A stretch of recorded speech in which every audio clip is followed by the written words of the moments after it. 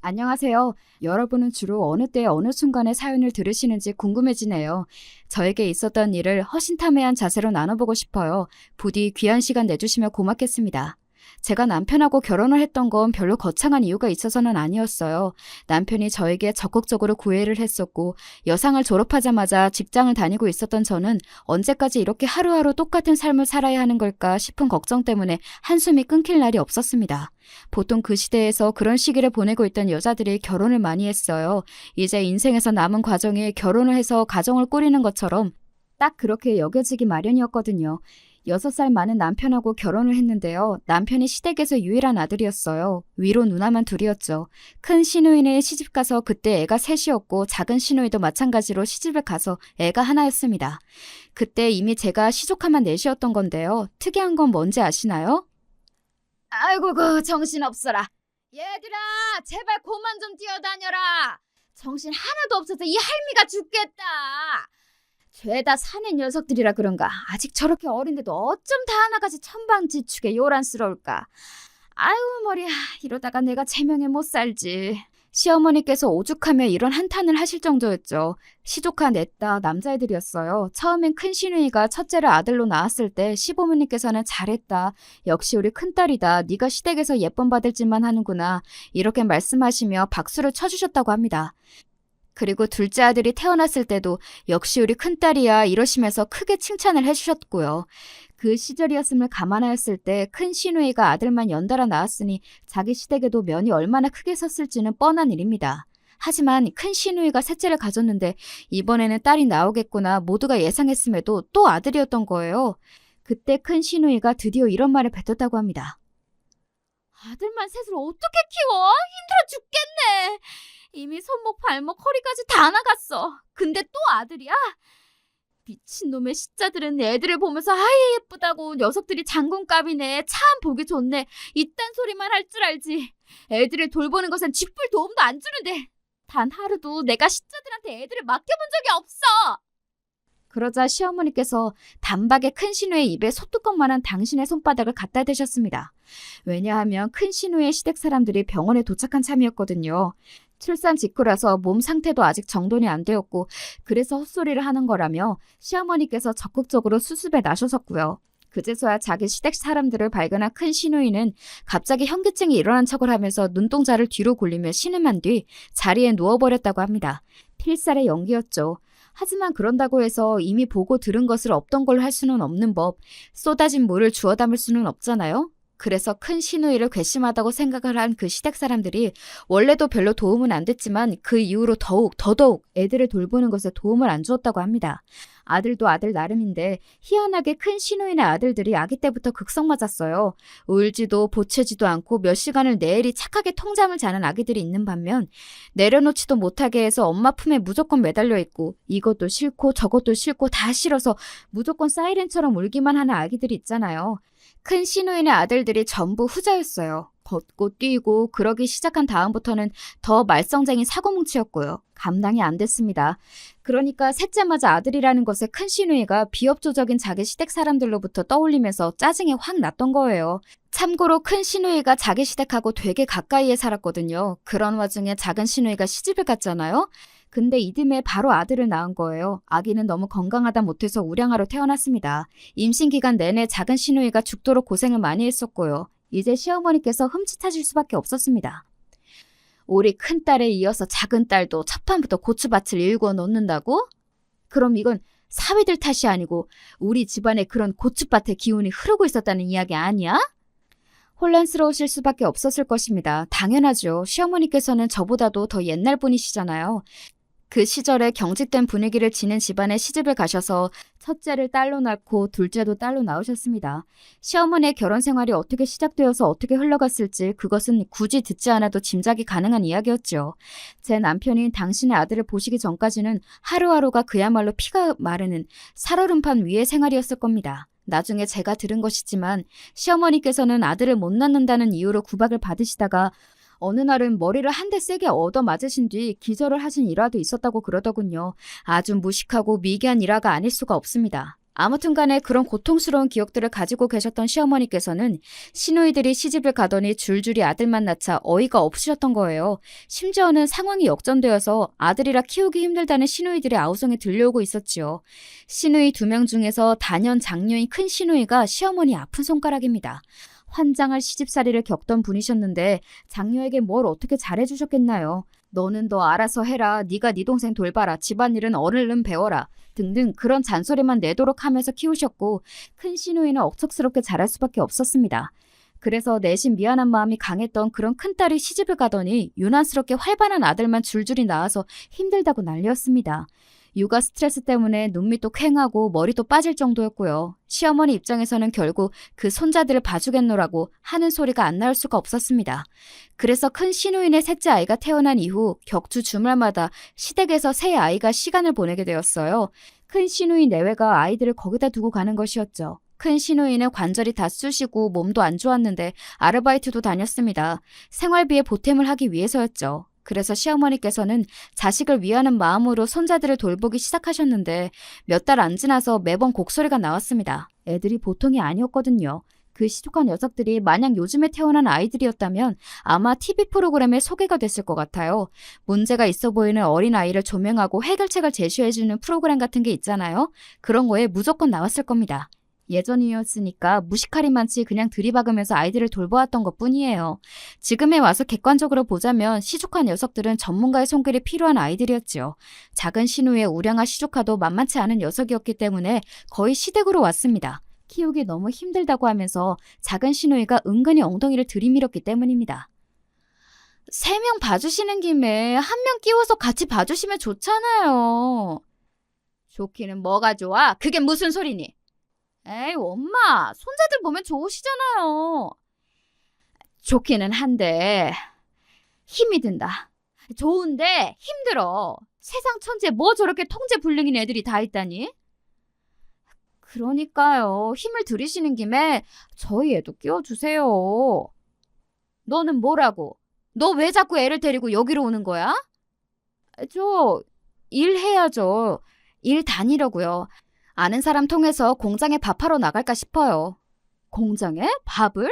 공장 안에서 식당 일을 하겠다는 거야? 그런 힘들고 굳은 일을 네가 왜 해? 집에서 다니기에는 좋아요. 돈도 잘 쳐준대요. 일하는 이모님들도 다 괜찮고요. 아니 그래도 그렇지. 그런데 나가서 일을 하면 엄청 힘이 들 텐데. 아휴 나는 잘 모르겠다. 괜히 그런 거 한다고 그랬다나 괜히 골병 드는 거 아닌지 몰라. 가뜩이나 네가 애 낳고서 몸이 안 좋아졌다고 그랬었는데 아직 다 회복이 안 된 거 아니니? 걱정이네. 아픈 손가락 큰 시누이에 이어서 마음 짠해지게 만드는 작은 시누이까지 시어머니께서는 도리 없이 4명의 손자들을 돌봐주시게 되어버렸습니다. 평일에는 작은 시누이의 애, 금요일부터 주말에 걸쳐서는 큰 시누이의 애들을 이렇게 봐주시면서 이러다 죽겠다 하고 계셨고요. 그러던 때에 시댁에 등장한 새로운 얼굴이 있었으니 그게 바로 저였던 것입니다. 뭐? 우리 아들하고 결혼을 하겠다고? 아가씨가 뭐라는 사람인데? 집안은 어떻게 굴러가는 집안인데? 인사를 드리러 갔더니 시어머니께서 눈부터 까 뒤집으시더라고요.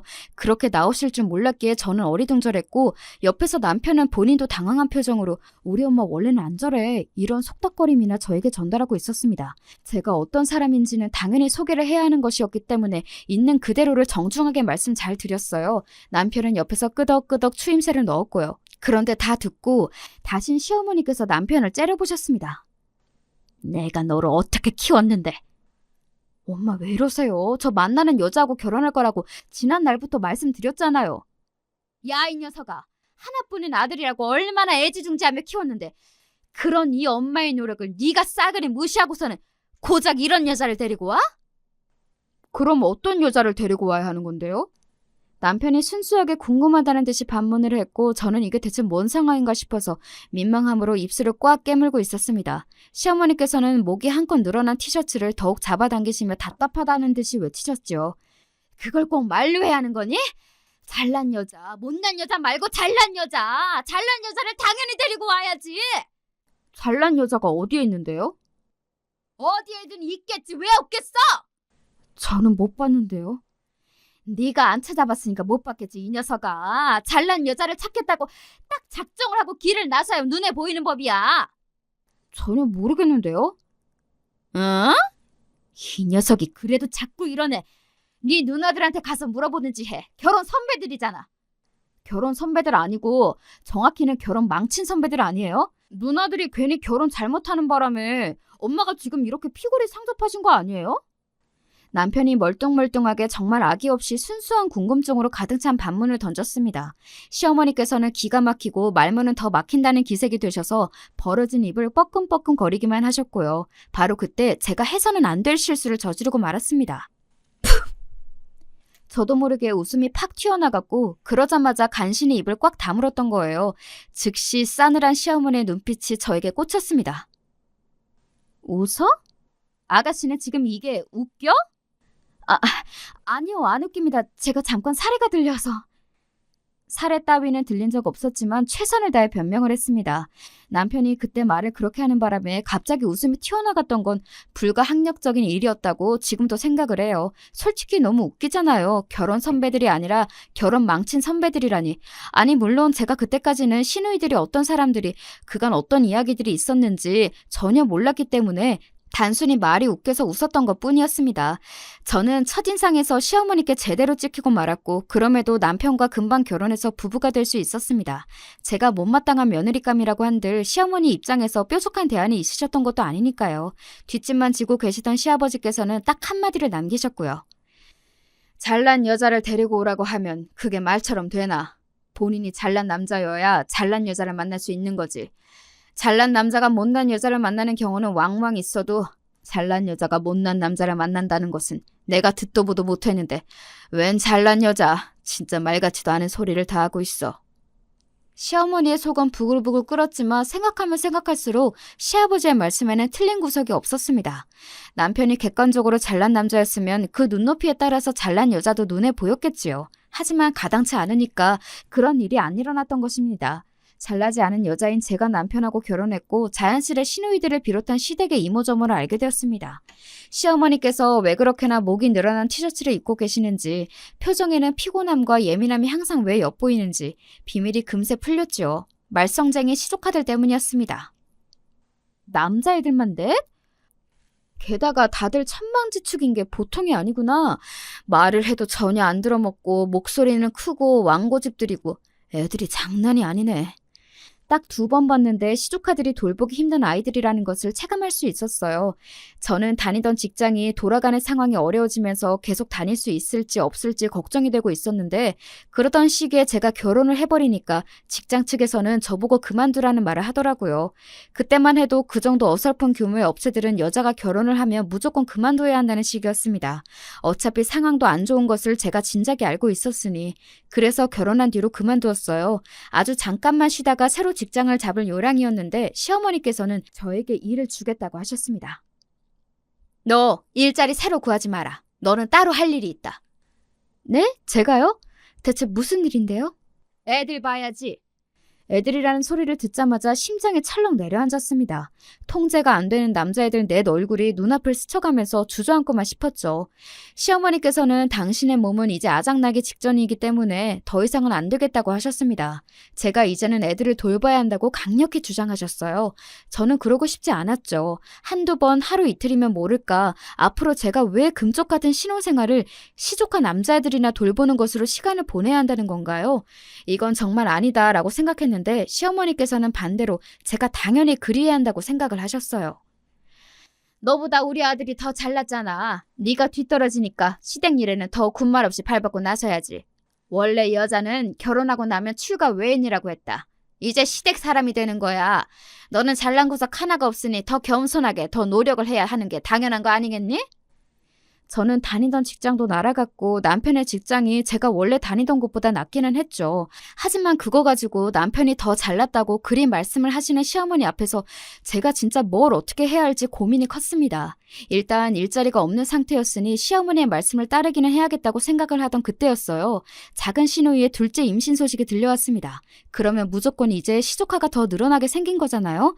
애들 돌보는 것이 대비는 되어 있어야 되겠다 싶어서 제가 일단 시조카들을 보게 되었습니다. 시댁으로 와서 좀 거드는 것부터 시작을 하라고 분명히 그러셨던 시어머니께서는 제가 도착하자마자 처음부터 입장을 싹 바꾸셨고요. 아이고 허리야. 아우 머리야 나 죽겠다. 힘들다고 하시며 드러누우셨어요. 애들을 돌보는 거 전부 저희 몫이 되어버렸고요. 와, 그 어린 꼬맹이 남자애들 넷을 돌보는데 왜 그렇게 힘이 들던지요. 기절하는 줄 알았습니다. 상상을 초월하더군요. 애들이 하나같이 되바라지고 말을 안 들어먹어서 너무 힘들었어요. 그런데 얼마 후에 놀라운 전말이 드러났습니다. 작은 시누이가 둘째를 낳고 얼마 안 됐을 때였는데요. 병원에 다들 동시에 모여서 이런저런 대화를 나누다 보니까 황당한 전말이 밝혀지고 말았어요. 큰 시누이 남편이 있잖아요. 큰 심해부요. 평일 주말 안 가리고 들쑥날쑥 일을 나가시는 분이라서 항상 바쁘셨던 분인데 그동안 본인의 양친을 비롯한 가족들에게 애들을 가끔 맡기자고 그런 건의를 큰 시누이한테 몇 번 했었더라고요. 근데 큰 시누이가 그걸 다 거절했던 것입니다. 이유가 뭐냐고요? 그러면서 자기 시댁과 다시 가까워질까봐 그게 싫었고 괜히 시댁에 빚 하나라도 지는 기분이 드는 게 싫어서 그랬더라고요. 자기 시댁하고 거리를 두고 싶어서 일부러 큰 시무배의 건의를 못 들은 척 해왔습니다. 자기 친정에 꼬박꼬박 애들을 갖다 두고 말이지요. 그리고 작은 시누이 있잖아요. 공장의 식당에 주 5일인가 주 6일인가 나가서 일하는 줄 알았는데 주 2일이었습니다. 어쩐지 둘째 임신을 하고 나서도 일을 꽤 오래 안 그만두길래 신기하다 싶었죠. 그걸 눈물겨운 고생이라고 착각하셨던 시어머니께서는 배신감에 휩싸이셨습니다. 이것들이 정말 너희들 너무하는 거 아니야? 그가 나를 기만하면서 내가 죽어라 고생하게 만든 거였니? 이 치사하고 못된 것들아! 당연히 집안이 뒤집어졌고 시어머니의 기분이 크게 상했죠. 시누이들이 죄송하다고 하면서 쩔쩔맸습니다. 눈물겨운 사과를 해대는 당신의 두 딸을 보며 시어머니께서는 화가 안 풀린다는 듯이 구셨지만요. 시누이들이 저 자세로 나오는 것에 이미 마음이 누그러지셨다는 게 보였습니다. 시누이들한테 옛날에 미안한 점이 많으셨던 시어머니셨으니까요. 그리고 결국 친딸들이잖아요. 팔은 안으로 굽는 것이었죠. 기만을 당했다는 것에서 오는 분노, 그런 건 딸들이 아니라 애꿎은 며느리한테 풀면 그만이라고 여기시는 듯 보였습니다. 근데 요새는 내가 다 애들을 돌봤는데 어머님은 계속 노셨는데? 그리고 그 가운데서 저는 그런 생각을 하고 있었죠. 저의 고생은 사라져 있었어요. 거참 희한한 일이었네요. 시아버지께서는 바깥으로 도시는 분이었습니다. 무뚝뚝한데 다혈질이기까지 하셨고요. 사시는 동안 시어머니께서 얼마나 쌓인 게 많으셨겠나요. 그 스트레스도 전부 며느리한테 풀고자 하셨습니다. 이제 시누이들이 웬만하면 자기 애들을 죽이 되든 밥이 되든 알아서 돌보겠다고 해서 시댁이 드디어 한적해졌는데요. 저한테 이제는 밖에 나가서 돈 벌라고 성화를 부리시던 시어머니 때문에 일자리를 구했습니다. 그래서 시댁에 다시 자주 드나드는 일이 없을 줄 알았어요. 하지만 착각이었죠. 저는 이제 일을 다니면서 시어머니의 각종 간섭에 시달리면서 시댁으로 걸핏하면 불려가서 이런저런 잡일까지 다 하는 신세가 되었습니다. 미치는 줄 알았어요. 그때 남편이 그랬습니다. 눈 딱 감고서 몇 달만 맞춰드리면 우리 엄마가 이후로는 안 그러실 거야. 일부러 당신 시험하려고 이러시는 거다? 내가 장담해. 장담은 개뿔이요. 그걸 믿은 제가 바보 천치였습니다. 시어머니께서는 저에게 편해서 좋겠다고 맨날 그 소리를 하셨어요. 당신의 옛날 시집살이를 떠올리자면 저는 무릉도원에서 생활하고 있는 거나 마찬가지라고 그러셨습니다. 그리고 너는 아들 낳으라는 압박도 안 받잖니. 이것만 보더라도 너는 아주 복을 받은 거야. 나는 내 며느리한테 아들 낳으랍시고 잔소리하는 시어머니 노릇은 안 할 거란다. 내가 옛날에 하도 그런 소리를 듣고 살아서 아들을 꼭 낳아야 한다는 말에 지긋지긋해. 생각만 해도 지겨워. 얼마나 서럽고 괴로웠던지. 너는 그런 부담이 없으니 얼마나 좋으니? 그런데 막상 제가 딸을 임신하니까 어정쩡한 반응을 보이셨던 게 생각이 납니다. 그렇다고 해서 왜 너는 굳이 딸을 임신하고 그러니? 아이고, 우리 딸년들은 하나같이 고추밭을 키우고 있는데 며느리 하나만 특이하게 딸을 가졌구나. 이게 뭔 일이람? 나는 진짜 모르겠네. 작은 시누이가 낳았던 둘째도 아들이었거든요. 시어머니께서는 손자만 5이었습니다. 제가 드디어 손녀를 임신했으니 좋아하실만 하다고 저는 속으로 그리 생각을 하고 있었어요. 겉으로 표현을 안 하시는 건지 손녀가 생겨서 기뻐하시는 거라고 여겼습니다. 그런데 제가 임신 중에 큰 시누이의 넷째 임신 소식이 들려왔어요. 넷째까지는 계획이 없었기 때문에 임신을 늦게 알아차렸다고 하더군요. 똥배인 줄 알았는데 설마 넷째 임신일 줄은 몰랐다고 큰 시누이가 무척 당황을 했다는 후문입니다. 내가 미친다 정말. 또 임신이라니. 아휴, 근데 어쨌거나 올해하고 내년에는 연속으로 내가 손녀를 보겠구나. 시어머니께서는 그리 짐작을 하셨어요. 그런데 뒤늦게 성별이 유치가 된 뱃속의 넷째가 아들이라는 사실에 온 집안이 또 뒤집어졌습니다. 큰 시누이가 오해를 했다네요. 그때 제가 만삭이었는데 시어머니께서는 저에게 온갖 짜증을 다 내셨었죠. 네가 아들을 낳았어야지. 반대로 됐잖아. 그게 말도 안 되는 우깃거리라는 것을 시어머니 당신도 분명히 아셨을 거라고 생각을 합니다. 어처구니 없는 트집까지 잡혀가면서 저는 서러움 속에서 출산 준비를 해야만 했어요. 임신 때문에 일을 그만둔 것이었는데 시어머니께서는 저 때문에 계속 남편이 혼자 돈을 벌고 힘들게 지낸다면서 불쌍해서 미치겠다고 하셨습니다. 남편이 여러모로 눈치가 없어서 그게 장점일 때도 있었지만 살다 보니까 대체로 단점인 경우가 많았네요. 저 혼자 열불이 터지며 지낼 때가 태반이었어요. 아무튼 저는 건강한 딸을 낳았고 아기는 너무나도 건강하고 예쁘게 태어났지만 제가 출산 후에 건강을 잃었습니다. 하체가 저릿한 증상이 시작이었고 시간이 지날수록 나아지기는커녕 더 안 좋아졌어요. 출산 후에 전반적으로 몸이 고장난 것 같다는 느낌을 받았습니다. 우리 딸들은 출산을 몇 번씩이나 해도 너처럼 그런 경우가 없는데 너는 왜 그 모양이니? 아픈 것도 제 탓이 되더군요. 제가 아프고 싶어서 아픈 것도 아니었는데 자꾸 그러시니까 아픈 입장에서는 서럽고 힘든 것만 가중이 되었습니다. 큰 시누이는 울고불고 난리를 치다가 결국 현실을 받아들이고 넷째 아들을 낳았는데요. 건강하게 아기는 잘 태어났죠. 그런데 단 며칠 후에 큰 시누이의 시댁에 교통사고가 크게 났습니다. 사람도 많이 다쳤는데 안타깝게도 과실이 이쪽에 있었던 거예요. 그야말로 엎친 데 덮친 격이었죠. 결국은 시어머니께서 큰 시누이네로 가서 계셔주실 수밖에 없었어요. 그리고 저를 원망하셨습니다. 네가 애 낳고서 들어눕지만 않았어도 네가 다 같이 아기를 봤으면 됐을 텐데 네가 다 망쳤구나. 너 때문에 전부 꼬였어. 제가 왜 큰 시누이의 넷째를 제 딸하고 같이 돌봤어야 했다는 건가요? 말도 안 되는 소리 앞에서 저는 너무 힘이 들었습니다. 아프고 힘들 때 당한 서러움은 오래가고 안 잊혀진다고 하던데 진짜 그렇더라고요. 제 가슴에 비수가 되어서 그 말들이 꽂혔습니다. 참고 용인하고 그냥 좋은 게 좋은 거지 하면서 살려고 그렇게 노력을 하다 보니까 결국 내 자리를 내가 이렇게 만들었구나.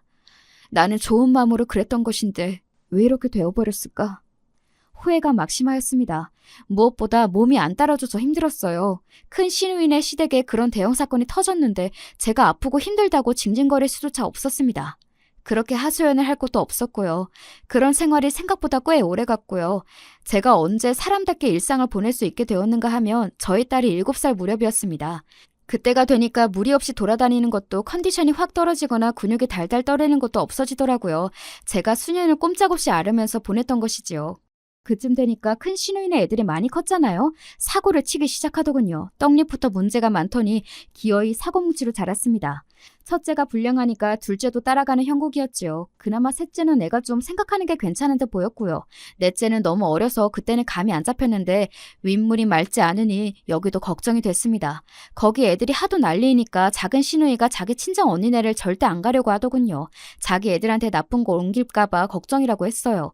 이런 문제들이 있던 와중이었고요. 이제 슬슬 저희 딸도 학원을 보내도 좋을 것 같아서 그때 피아노 학원을 알아봤어요. 근데 시어머니께서 엄청 화를 내시는 거예요. 돈이 어디에 있어서 학원이야? 뭐? 피아노? 돈도 없는데 네가 미쳤구나? 큰 시누이 시댁에 대형 사고가 터졌을 때 남편이 입을 싹 닫고 있을 수는 없었고요. 그래서 좀 도와줬어요. 없는 형편에도 한 3년 정도를 계속 도와줬습니다. 그리고 저는 아파서 땡전 한 푼 못 벌었고 한약 먹느라 돈만 들었지요. 쑥쑥 크는 아이한테 들어가는 돈은 매년 늘어났고요. 그랬기 때문에 이것만 보자면 시어머니께서 화가 나실만 했습니다. 돈 한 푼 안 버는 주제에 학원 나발을 불어? 제발 우리 아들 고생 좀 그만 시켜라. 하지만 제가 시어머니 화를 돋우기 위해서 아이를 학원에 보낸다고 했을까 봐서요. 절대 아니었죠. 어머님, 손녀를 봐서라도 넘어가 주세요. 어머님이 하나뿐인 손녀잖아요. 며느리는 주는 거 없이 얄미워도 하나뿐인 손녀는 다르잖아요. 그러니까 왜 네가 손녀를 낳은 거야? 왜? 하나뿐인 손녀가 왜 너한테서 나와? 시어머니께서 너무 분해 죽겠다면서 거의 숨 넘어가듯 소리를 지르셨습니다. 그래서 제가 그 앞에서 어떻게 했냐면요.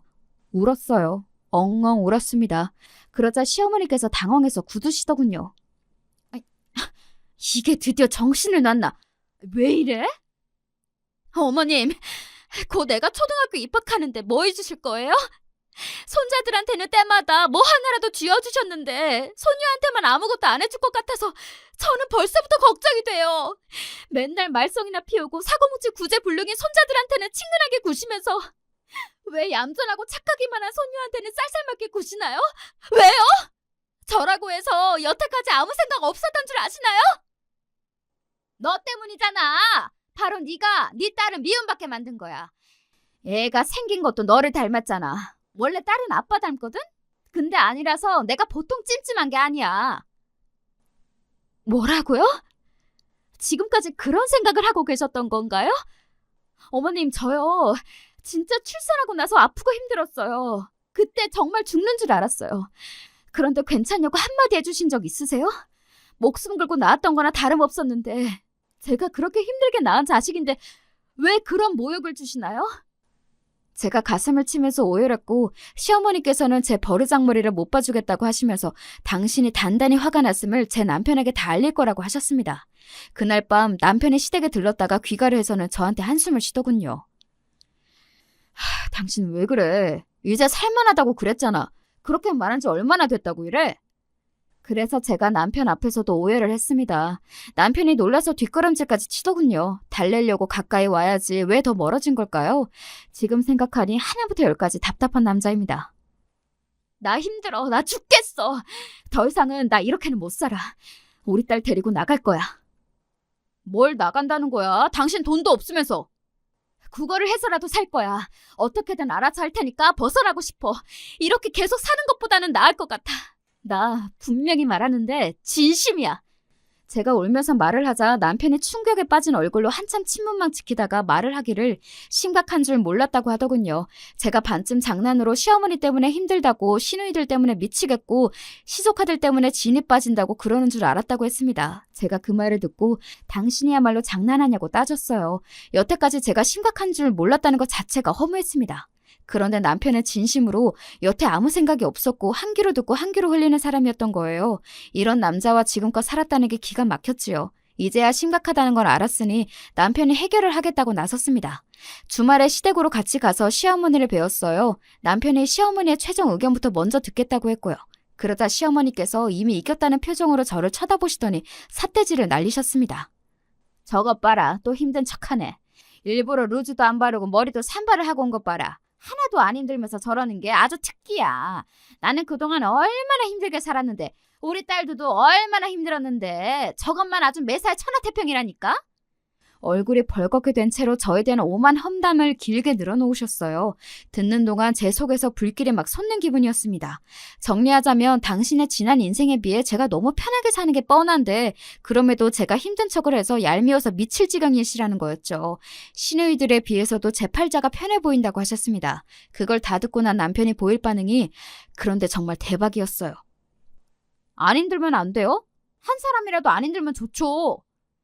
시어머니께서 혀를 찔리신 듯 너무 당황하셨고 저는 생각지도 못한 정도에 놀라서 남편을 쳐다봤네요. 엄마, 근데 왜 손주들 차별하세요? 내가 언제? 나는 그런 적 없어. 이 사람이 그렇게 느꼈다는데요? 가당치도 않아서 이거 원... 말이 나와서 그러는데 네가 봐도 네 딸이 아빠는 안 닮고 엄마만 닮은 것 같지 않니? 저랑 닮았는데요? 무슨 소리세요? 목 짧은 것만 봐도 제 딸이잖아요. 이 사람은 기린처럼 목이 긴데 하필 저를 닮아서 애가 목이 유독 짧네요. 시어머니의 말문이 턱 막힌 모양이었습니다. 그러더니 기껏 하신다는 소리가 이거였어요. 우리 아들이 왜 이럴까 정말. 결혼을 잘못 시켰어. 그러자 남편이 이렇게 말을 뱉었습니다. 어쩔 수 없죠.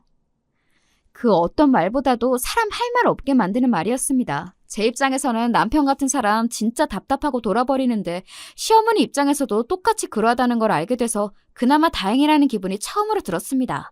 남편이 멀뚱멀뚱한 표정으로 시어머니의 목구멍을 막히게 만들어드린 이후 제가 적어도 시댁 때문에 화병 걸려서 밤에 잠을 못 자는 일은 거의 없었던 것 같아요. 역시 중간에서 남편이 역할을 잘하면 되는 게 시댁 문제이자 고부 갈등인 것 같더라고요. 남편이 능력 좋은 남자였다면 참 행복했겠죠. 하지만 아니었어요. 원래도 돈을 아주 잘 벌어다 준 적은 없었고요. 그럭저럭 벌어왔는데 저희 딸이 중학교 올라가던 때에 이직을 잘못해버렸습니다. 제가 그렇게나 회사 옮기지 말라고 했었는데. 여기서 더 늦으면 이제 이직을 하고 싶어도 못한다? 지금이 마지막 기회야. 남자는 도전이지. 결국 안 들어먹더니 사람 헛바람 불어넣는 이상한 회사에 들어가서 회사가 망할 때 같이 망했습니다. 그 덕분에 저희 딸은 중학교, 고등학교 내내 학원 하나를 못 다녀봤고요. 대학은 학비가 거의 안 들고 취업률이 아주 높은 전문대에 들어갔습니다. 정말 미안했어요. 그런데 저희 딸은 단 한 번도 지나가는 말로라도 자기 부모를 원망한 적이 없었습니다. 제 자식이어서가 아니라요. 정말 성실하고 착하고 매사에 야무지고 차분합니다. 세상에 둘도 없는 효녀이고요. 고등학교 때 주말에 잠깐씩 아르바이트 한 걸로 자기가 쓸 것도 벌고 그것마저도 다 안 쓰고 조금씩 모았다가 저랑 남편한테 작은 선물 하나씩 주었던 그런 자랑스러운 딸입니다. 저희 부부가 다른 건 몰라도 정말 자식복 하나는 끝내주게 타고났어요. 자기가 어렸을 때 제가 몸이 아파서 힘들어했다는 것도 알고서는 저한테 항상 미안하다고 그랬던 딸입니다. 그래서 자기가 더 효도해야 한다고 말을 해온 그런 착한 딸이에요. 제가 어렸던 딸한테 해줄 수 있는 걸 더 못해줬기 때문에 미안할 따름이었는데 반대로 딸에게서 위로를 받을 줄은 몰랐습니다. 저보다 딸이 100배, 1000배로 나아요. 이렇게 괜찮은 아이니까 의사를 준비하던 의대생의 눈에도 들어왔던 거겠지요? 저희 딸이 전문대를 졸업하고 나서 바로 취업을 했었는데요. 그런 다음에 생긴 남자친구가 의대생이었어요. 저는 사실 그걸 몰랐고요. 사귀는 남자친구가 공부하느라 계속 바쁘고 뭐 그렇다고 하길래 저는 공무원을 준비하는 경우인 줄로 착각을 하고 있었어요. 그런데 알고 보니까 의대생이었더라고요. 인턴이 되었을 때 그쪽에서 먼저 저희 딸한테 결혼하자고 그랬고요. 저희 딸도 너무 기쁘게 그 청혼을 받아들였고 그제서야 집에다가 말을 해왔던 것입니다. 저랑 남편이랑 웬 의사 사위인가 싶어서 얼마나 놀랐던지 모릅니다. 왜 여태까진 말을 안 했냐고 다그쳤더니 딸이 먹적은 얼굴로 이렇게 말을 하더군요. 의대생이랑 사귀다가 의대생이 의사가 되고 나면 헤어지는 경우가 많다고 들어서요. 저도 어떻게 될지 모른다는 생각에 섣불리 말씀을 못 드렸던 것 같아요. 죄송해요. 딸이 그렇게 말을 하니까 차마 거기다 대고 뭐라고 못하겠더라고요. 뭐든지 다 알아서 잘하는 훌륭하고 기특한 딸이니까 이번에도 그저 묵묵히 믿어주고 밀어주면 될 일 같았습니다. 병원 생활이 너무 정신없고 힘들기 때문에 우선 결혼을 빨리 해버리고 싶다고 예비사위가 뜻을 밝혔고요. 그래서 상견례도 금방 잡혔어요. 그날은 별다른 일이 없었습니다. 예비사위가 그날 오전까지 병원에서 너무 피곤한 일이 있었던 것인지 얼굴이 상한 채로 나타났고요. 그 바람에 예비사돈 내외께서는 의사가 된 아들 이야기만 늘어놓으셨을 뿐 그 외에 대화는 특별한 게 없었습니다. 가까운 날짜에 자리가 나서 예식장 예약도 금방 잡혔고요. 저희 딸이 의사와 결혼하게 되었다는 소식은 당연히 온 집안을 흔들어 놓았습니다. 시누이들이 부러워서 미치려고 하였어요. 특히나 큰 시누이가요. 자기는 세상에서 제일 힘든 게 자식 농사였고 매일매일이 전쟁이었는데 저를 보니까 손 안 대고 코 풀면서 자식 농사 지은 것 같아서 부럽다는 말을 노골적으로 하더군요. 그 앞에서 제가 자랑도 안 했고요. 얄미운 겸손도 안 떨었어요. 그냥 네 하고 말았습니다. 예전에는 시누이들 때문에 너무 힘든 순간들도 많았지만 다 지나고 나니까 씁쓸한 웃음 한 번으로 회상할 수 있는 과거가 되었으니까요. 시조카들은 아무도 장가를 못 들었는데 저희 딸만 이렇게 먼저 시집을 가게 돼서 그건 참 묘하게 됐다는 생각을 하면서 지내다 보니 금세 결혼식 날짜가 됐습니다. 저하고 남편은 집 근처에서 간단히 혼주 메이크업을 기본으로 받았어요. 그리고 딸은 예식장과 붙어있는 곳에서 신부 메이크업을 받았습니다. 신랑 신부 둘 다 한 곳에서 받는 상품이었는데요. 거기에 혼주 메이크업을 추가로 해서 사돈 내외도 함께 받으시는 거였죠. 저랑 남편은 나이 잡수실수록 납친잠이 없어지셔서 새벽같이 일어나신 시부모님이랑 같이 예식장으로 이동했어요. 시조카가 모는 승합차를 타고 말이죠. 큰 시누이네 첫째 말입니다. 저희가 선발대여서 넉넉하게 도착을 했어요. 후발대까지 오면 다 모여있기로 했고 저는 딸을 보려고 움직였습니다. 마침내 딸을 발견해서 웃으며 이름을 부르려던 제가 멈칫하고 말았죠. 예비 안사돈이 딸의 곁에 있었거든요. 화장도 참 잘 먹었네. 예쁘게 되니까 좋으니? 몸뚱이 하나 가지고 와서 의사를 낚았으니 좋지 않을 리가 없겠지. 그래, 참 대단하다. 근데 들려온 내용이 심상치가 않았습니다. 게다가 안사돈의 표정에 경멸과 조롱이 담겨 있었어요. 그걸 보고 제 심장이 철렁 내려앉았죠. 이게 무슨 일인가 싶었습니다. 떨리는 심장을 붙잡고 더 가까이 가는데 안사돈이 돌아서다가 저를 발견하고는 얼른 어색한 미소를 지어내더군요. 저는 차마 웃을 수가 없어서 그냥 목례만 했습니다. 그러자 헛기침을 하면서 안사돈이 자리를 뜨는 거예요. 방금 그게 대체 무슨 상황이었냐고 딸에게 물으려던 참이었습니다. 그런데 거울 속에서 눈이 마주친 딸이 눈물을 흘리진 않았지만 거의 울고 있었어요. 엄마인 저는 그걸 알 수 있었어요. 죄송해요. 걱정을 끼쳐드리고 싶지 않았는데. 괜찮아? 어? 우리 딸 괜찮은 건 맞아? 엄마한테 다 이야기해봐. 엄마가 지금 모르는 게 뭐가 있는지, 뭐를 놓치고 있는지 다 얘기해봐. 괜찮으니까 다 터놓아도 돼. 딸이 울먹이기 시작했습니다. 제 딸이기 때문에 제가 혼자 삭히면서 참고 인내하고 좋은 게 좋은 거라며 생각하며 버티고 이랬던 저희 그 기질을 물려받은 모양이었어요. 그래서 저는 그 순간 딸이 속에 감춰둔 이야기를 여태까지 누군가에게 털어놓고 싶어 했다는 것을 알 수 있었습니다. 그걸 너무 늦게 알아줘서 딸에게 미안할 따름이었어요. 제가 못나서 딸이 힘들었던 거라는 생각밖엔 안 들더군요. 저는 딸의 손을 잡아주었고 모든 이야기를 들을 수 있었습니다. 결혼하기로 말이 나온 뒤부터 안사돈이 저희 딸에게 모욕적인 말을 자주 건넸고 매번 비웃고 깔보았다고 하더군요. 그딴 집안과 그딴 학벌로 감히 의사와 결혼하는 게 대단하다면서 항상 그렇게 안사돈이 비꼬았다고 합니다. 제가 시어머니한테 수모를 당해왔던 그 지난 날이 스쳐가더군요. 이 결혼 절대 하게 둘 수 없었습니다. 제 결심을 알아차린 딸이 후련한 표정으로 고개를 끄덕였죠. 모녀가 뜻이 통했으니 이제 작전 개시였습니다. 저와 함께 선발대로 온 큰 시누이네 첫째를 찾았어요. 큰 시조카 말입니다. 이 녀석이 떡잎부터 남달랐는데 그 남다름을 오늘 한번 마음껏 펼치게 둘 작정이었죠. 그리고 뒤이어 도착한 시조카들에게 하객들한테 연락을 싹 돌리라고 했어요. 그날 깨달았죠. 제가 시조카들 때문에 고생했던 과거가 다 쓸모가 있었다고요. 다들 제 손길을 받으면서 지내봐서 그런지 제가 상황을 설명하자마자 분노가 이글이글거리는 눈빛이 돼서 빠릿빠릿하게 행동 개시를 하더라고요. 제 말을 아주 잘 들었습니다. 충성심마저 엿보였네요. 이윽고 예식 시간이 다가왔는데 신부 측 하객들이 심상치 않은 것에 신랑 측에서 웅성웅성 난리가 났습니다. 왜냐고요? 사나운 인상에 깍두기로 보이는 남자들만 쫙 앉아 있었으니까요. 큰 시조카의 인맥이었답니다. 다리를 산만하게 떨어대면서 살벌한 눈빛을 쏘아대는 모습에 신랑 측 하객들이 기겁하면서 전부 고개를 돌렸어요. 예비 사돈 내외가 당황해서 어쩔 줄 몰랐죠. 대체 저게 뭔가요? 어디 조직에서 나온 거 아니에요? 안사돈이 경악하며 외쳤는데 그때 저희 남편이 이렇게 대답했어요. 그러면 안 됩니까? 엄연히 하객인데. 예나 지금이나 이상하게 상대 입을 다물리는 사람이었어요. 사돈 내외가 말문이 막힌 사이 예식이 시작되었고요. 신랑 입장 때 특히나 인상이 나쁜 깍두기 한 분이 일어나서 허공에 주먹질을 해댔습니다. 그러자 놀란 예비사위가 입장을 하다가 나자빠지는 사고가 있었죠. 제 딸은 우아하게 입장을 잘했고요. 환하게 웃는 모습이 예뻤습니다. 신랑 측 하객들은 자꾸만 신부 측 자리에서 살벌한 눈빛이 날아오니까 집중을 못하고 불안과 공포에 떨기만 했고요. 어영부영 축가 순서가 되었고 제가 자리에서 일어나 마이크를 잡았습니다. 부모가 못나고 부족한 거지 자식은 잘못이 없는데 부모를 잘못 만나서 저희 딸애가 괜한 수모를 당한 것 같아서 마음이 찢어집니다. 제 눈에 넣어도 아프지 않을 우리 귀한 딸애인데 시집가서 매일 수모를 당하고 두드려 맞고 살 거라고 생각하니 도저히 안 되겠어요. 매일 그렇게 당하면 아무리 자기 남편이 의사라도 힘들지 않겠어요? 낳는 것보다 맞는 게 더 많으면 그럴 수밖에 없겠죠. 아무래도 이 결혼 못 시키겠습니다. 예비 사돈 내외가 동시에 벌떡 일어났어요. 하객들은 이제 혼돈으로 빠져든 상태였고요. 아까부터 진작에 이곳에 불편해 죽는 줄 알았다면서 다급하게 예식장을 빠져나가는 신랑 측 하객들이 발생하기 시작했습니다. 이게 무슨 일이야? 대체 어떻게 된 건데? 몰라? 모르면 그냥 닥쳐! 예비사위가 따져묻자 그 얼굴에 딸이 부케를 집어던지면서 통쾌하게 웅수했습니다.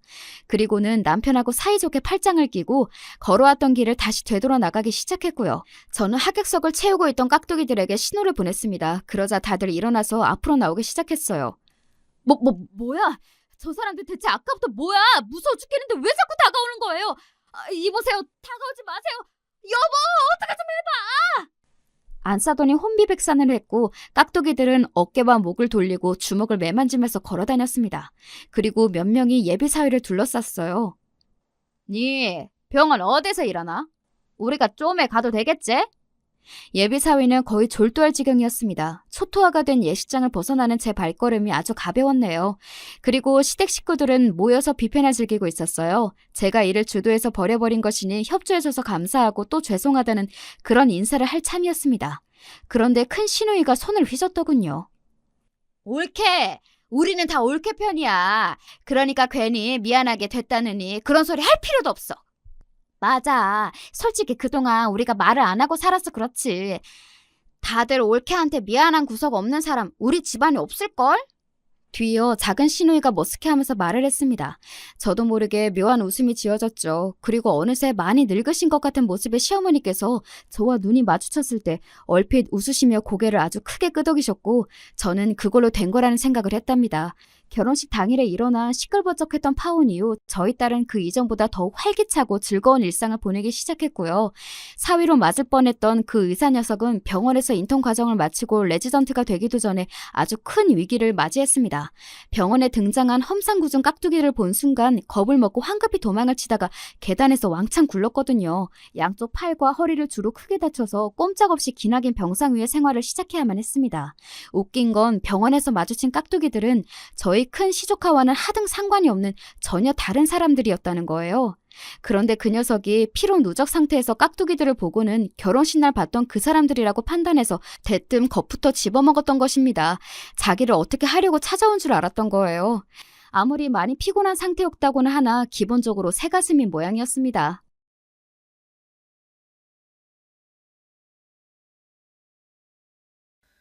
안녕하세요. 전 곧 환갑을 앞두고 있는 장년 여성입니다. 이 나이대쯤 되면 사연 없이 사는 사람은 극히 드물 거라 생각됩니다.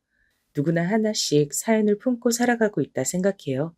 사람 사는 얘기를 듣다 보면 공감도 되고 위로도 되고 때론 같이 역정도 내며 만나보지도 않은 사연자분들이 가끔은 친구 마냥 정도 가곤 하더라고요. 그래서 제가 이렇게 사연을 듣는 좋은 취미가 생긴 것 같아요. 인생사 세용지마라는 말이 있듯 행복과 불행은 워낙 변수가 많고 예측하기가 어렵죠. 전 꽤 불행에 가까운 삶을 살았던 것 같아요. 삶이 너무 힘들어 그만두고 싶다는 생각도 여러 번 하곤 했는데요. 그럼에도 일상이 주는 소소한 행복을 원동력으로 지금껏 포기하지 않고 견뎠기에 이젠 조금은 제 삶이 행복에 가까워졌다 말할 수 있게 됐습니다. 항상 사연을 듣기만 했다면 오늘은 제 얘기를 한번 써보려고 합니다. 전 잘 살지도 그렇다고 가난하지도 않은 집안에 삼남 일녀 중 셋째로 태어나 홀로 딸이라는 이유로 꽤나 차별을 받으며 자랐어요. 엄만 6살이란 어린 나이 때부터 집안일을 알려주셨죠. 빨래나 설거지, 그리고 집 앞을 쓸고 바닥을 걸레질하게 시키셨어요. 워낙 어릴 때라 잘 기억나진 않지만 그렇게 집안일을 마치면 엄만 음식 준비를 하셨고 전 어린 동생이 자고 있는 방에서 자곤 했어요. 여느 때와 같이 포대기로 감싸져 있는 동생 옆에 자고 있던 어느 날 동생이 귀를 찌를 정도로 크게 우는 바람에 잠에서 깨고 말았죠. 동생에게 가까이 가보니 얼굴이 시뻘개진 채 울고 있었어요. 그 순간 엄마가 달려와 다짜고짜 저한테 소리를 지르더라고요. 분노에 찬 악에 바친 소리였어요. 너, 네 동생 이렇게 얼굴 뻘개져서 울고 있을 동안 뭐 했어? 동생 잘 보라고 방에 같이 뒀더니 이 지경으로 만들어? 제가 뭐라 변명할 새도 없이 엄마는 제 팔뚝을 치시며 말씀하셨어요. 제가 입을 떼기도 전에 동생을 병원에 데려가야겠다며 나가셨죠. 그리고 그날 갑작스러운 열병을 앓던 동생은 병원으로 가던 도중 그 어린 나이에 세상을 떠나고 말았습니다. 니년 때문이야. 니년 때문에 우리 승민이가 죽은 거라고. 네가 옆에서 잘 돌봐줬으면 이렇게 허망하게 죽진 않았을 게야. 어린 나이 애들은 엄마의 책임 전가에 전 아무것도 모르고 그저 죄송하다며 무릎을 꿇고 빌었어요. 그 나이에 전 죄책감이라는 벌에 온몸을 부들부들 떨며 눈물을 흘리고 있었죠. 이후 아버지의 체벌이 있으셨어요. 제 종아리를 회초리로 있는 힘껏 때리셨고 전 그날 걷기도 힘들 정도로 팅팅 부은 다리를 싸매고 혼자 눈물을 훔친 채 연탄불 하나 떼지 못한 방 안 구석에 웅크린 채 잠을 청했답니다. 그리고 동생의 장례식이 치러졌죠. 순간순간 저를 노려보던 어르신 분들의 그 눈초리를. 저는 그 눈빛과 말들이 몇 해가 지났음에도 아직도 생생히 기억이 남네요. 저년이지? 지 동생 잡아먹은 년. 그렇다니까. 어디 계집으로 태어나 하나뿐인 즉 귀한 남동생을. 친지 어리신 분들은 어린 제가 앞에서 듣던 말던 대놓고 손가락질을 하며 혀를 차시거나 욕을 하셨고 전 장례식 내내 그 얇은 모시적삼이 축축히 젖어갈 정도로 눈물을 훔쳤답니다. 이후로 부모님에게 오빠들과의 차별은 물론이고 덩달아 미움까지 사게 됐습니다. 제가 하는 모든 것들을 못마땅해 하셨어요. 국민학교에 올라간 뒤였어요. 식사를 하자며 작은 원통 식탁을 들고 오시던 엄마가 말하셨죠. 우리 아들들 맛있는 고등어 먹자. 엄마가 아들들 먹으라고 연탄불에 구웠어. 엄마, 저는요? 니녀는 그냥 김에 간장 한 종지면 족하지 뭘 바라는 거니? 지금 주는 밥마저 뺏기기 싫으면 그걸로 감사해 하며 먹어라. 네. 저는 항상 주눅이 들어있을 수밖에 없었습니다. 오빠들에게 기름 발린 고등어에 가시를 발라주며 흰 쌀밥 위에 양손 정성스레 올려주는 엄마를 한번 쳐다봤고 그저 보리밥을 싼 김에 간장 한 방울 찍어 먹으며 풍기는 고등어구이 향만을 음미할 수밖에 없었어요. 밥을 먹어도 허기가 진다는 말이 어떤 건지 알 수 있었죠. 학교를 갈 때에도 엄마의 시선은 온통 오빠들에게만 집중돼 있었어요. 상민아, 영민아, 도시락 가져가야지. 도시락 가져가라는 엄마의 말에 후다닥 다시 돌아오던 오빠들은 도시락 보자기를 챙기며 말했어요. 오늘은 소세지 넣었어? 그럼 엄마가 오늘은 소세지랑 계란 후라이 같이 넣어줬어. 환히 웃으며 말하던 엄만 이후 저를 보더니 아까와는 다른 무뚝뚝한 표정으로 말씀하셨어요. 너는 학교 안 가고 뭐 하는 거니? 엄마, 저도 점심에 도시락 먹고 싶어요. 한 번 용기 내어 엄마에게 두 손을 모아 공손히 부탁해 봤어요. 하지만 다가오는 대답은 달라진 게 없었죠. 계집 주제의 정신 타령은 아침 저녁 챙겨주는 것만으로도 고맙게 여겨라. 어디 이 판국에 삼시세끼를 먹으려 하는 거야, 금방지게. 헛소리 할 거면 학교 가지 말고 집에서 일하든가. 아니에요. 죄송해요, 엄마. 학교 다녀올게요. 결국 아무 수학 없이 오빠에게 물려받은 낡아 빠진 책가방을 들며 학교로 향했어요. 소심하고 항상 주눅 들어있는 제 성격 때문인지 쉽사리 친구들은 저에게 다가오지 않았죠. 그러다 보니 국민학교를 다니는 내내 저는 외톨이였습니다. 요즘 들어 소위 말하는 왕따와 같았죠. 그래도 절 괴롭히거나 제게 직접적으로 막말을 하는 애들은 없었어요. 그저 다들 숨어서 뒤에서 속닥거렸죠. 야, 제가 6살 때 동생을 잡아먹은 애라면서? 응? 내가 엄마한테 들었어. 불길한 아이니까 가까이 하지 말라더라. 맞아, 나도 들었어. 실제로 보니까 더 음침해 보이는 것 같아. 야야, 그만해. 저러다 쟤 듣겠다. 애들의 수군거림은 이제 익숙해졌어요. 누가 저에 대해 얘기를 한 건진 너무나도 잘 알기에 일일이 말하며 설명하기 뭐했어요. 엄마가 뒤에서 아줌마들과 제 얘기를 저런 식으로 했던 걸 제가 들었으니까요. 그저 모른 척하는 게 편하기도 했고요. 그래도 저는 학교에 와 있는 시간이 제일 좋았습니다. 차별 없이 동일하게 대해주시는 선생님과 운동장에서 걱정 없이 뛰어놀며 무언가를 배워간다는 것도 항상 어디서나 홀로였던 저에겐 외로움을 달래주는 법과 같았죠. 그렇게 시간이 흘러 13살 때쯤 일어난 일이었어요. 곧 한 해가 마무리돼가는 춥디 추운 겨울날이었죠. 방을 데우기 위해 피운 연탄불에 작은 불씨로 인해 집에 화재가 일어났습니다. 갑작스레 일어난 화재로 저희 집은 순식간에 무너져 내렸습니다. 화재가 난지도 모른 채 방 안에 있던 오빠들과 전 연기가 들어오고 있다는 것도 모르고 있었어요. 오빠들은 서로 장난을 치며 놀고 있었고 전 옆에서 책을 읽고 있었죠. 뒤늦게 책의 글씨들이 뿌옇게 보이고 쾌쾌한 냄새가 나는 걸 인지한 저는 연기가 들어오고 있다는 걸 알 수 있었습니다. 풀이야, 풀. 얘들아, 어서 나와, 어서. 뒤이어 달려온 엄마의 부름에 저희는 급히 방을 빠져나가려 했어요. 오빠들은 우왕좌왕하며 서로 자기가 먼저 나가겠다며 다퉜죠. 그 순간 천장에 불에 탄 석가래가 우르르 떨어졌고 저희 앞을 가로막아 버렸습니다. 절망하고 있는데 그 사이 틈새로 엄마가 손을 뻗어오셨고 이어 큰오빠를 먼저 빼내셨죠. 다음 작은 오빠마저 빼낸 그때였습니다. 하필이면 불길은 더욱 크게 번져가 버렸습니다. 그 사이 불에 달궈진 나무 판자가 떨어지며 파편이 제 볼에 튀었고 전 비명을 지르며 고통에 몸부림쳤어요. 더 이상은 위험하겠다 감지를 한 건지 엄만 이후로 제게 손을 뻗지 않으셨습니다. 전 그저 그 상황이 너무 두려워 방 안에 홀로 갇힌 채 벌벌 떨고 있었는데 안방을 빠져나오던 아버지가 온 힘을 다해 문을 부수고 방으로 와주셨죠. 모포를 둘러싸고 있어 겨우 불길을 면했던 아버지는 제게 신락 같은 희망인 그 모포를 전해주시며 말씀해 주셨어요. 어서, 너 먼저 이거 쓰고 나가야 된다. 나도 곧 뒤따라 갈 테니까 걱정 말고 빠르게 나가야 돼.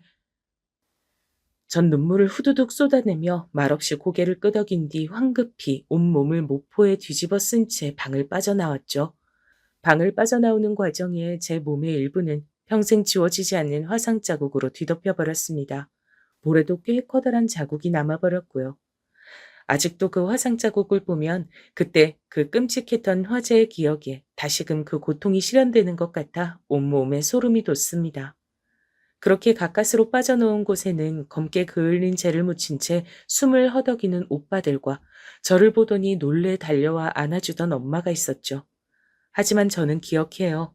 비명을 지르며 고통에 몸부림치던 절 버리고 가던 엄마의 뒷모습을요. 때문인지 엄마의 처음으로 안아주던 그 뜨거운 포옹이 전 그저 달갑게 느껴지진 않았어요. 그리고 제 아버진 끝내 그 방을 빠져나오지 못하셨고 현장에서 돌아가시고 말았습니다.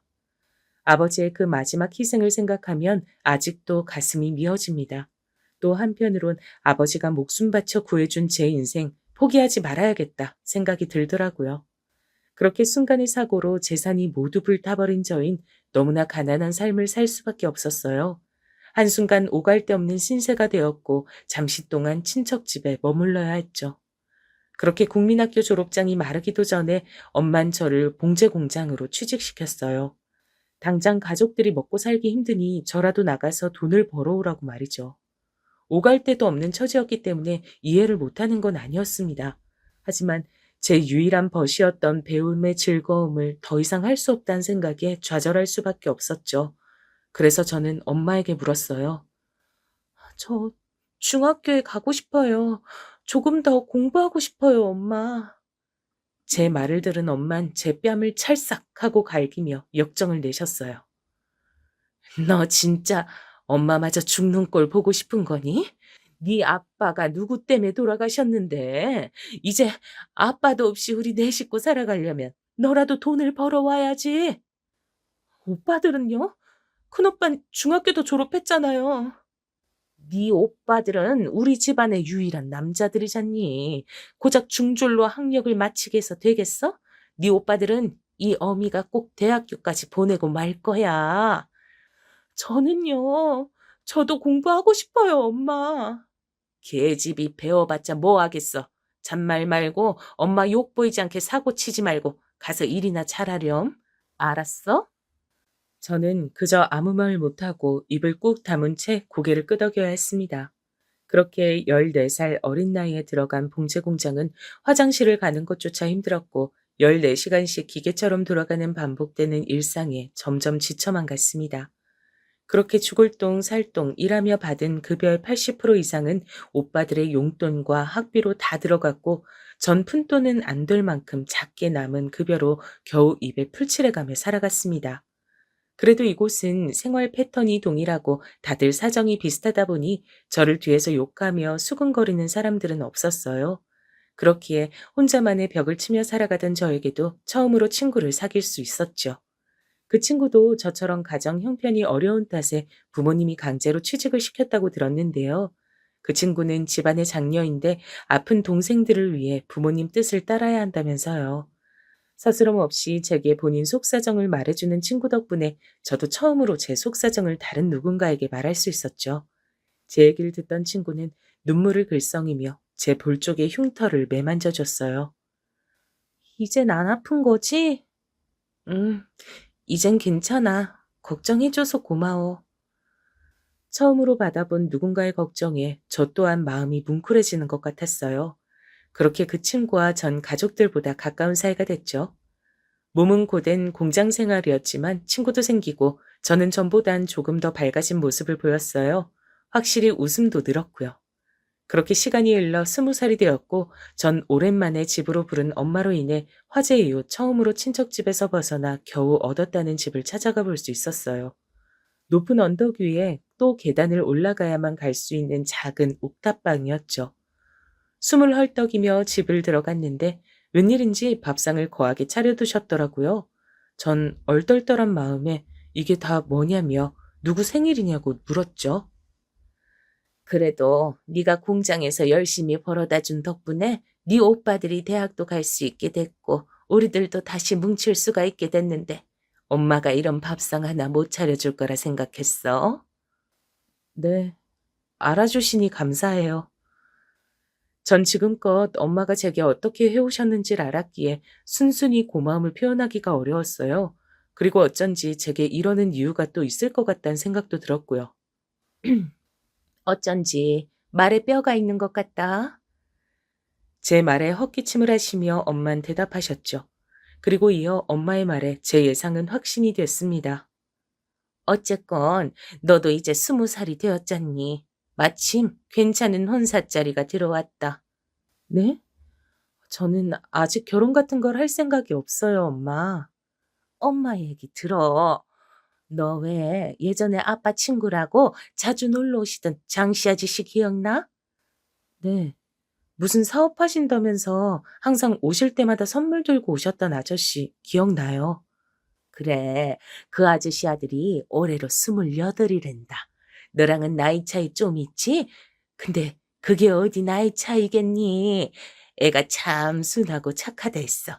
날짜랑 장소는 엄마가 그쪽 집이랑 얘기해서 알려줄 테니 그런 줄 알아라. 알았지?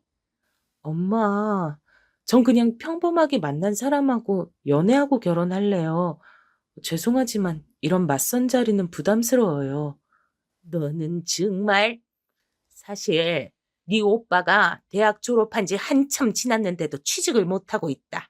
그쪽 집에서 널 자기 아들이랑 매저만 준다면 네 오빠 취직시켜준대. 우리 집 운명은 너한테 달린 거야. 이럴 때만 제 손을 잡으며 부탁한다는 엄마가 이젠 가소롭게 느껴지더라고요. 어릴 때는 잘 몰랐기 때문에 그냥 그런 줄로만 알고 지냈는데 커갈수록 엄마의 아들 사랑이 제겐 점점 가짱게 느껴졌습니다. 생각 좀 해볼게요.